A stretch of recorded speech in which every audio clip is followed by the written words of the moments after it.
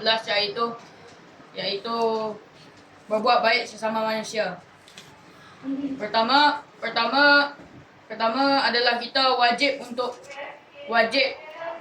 membuat baik sesama manusia, yang contohnya seperti memberikan orang fakir miskin makan dan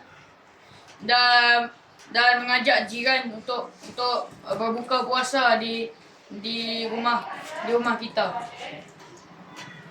Selepas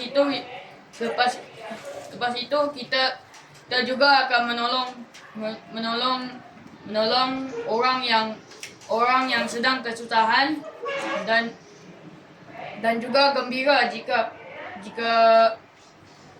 jika orang lain dapat mendapat rezeki yang banyak dan baik, dan janganlah kita cemburu kepada mereka yang mendapatkan rezeki dari Allah.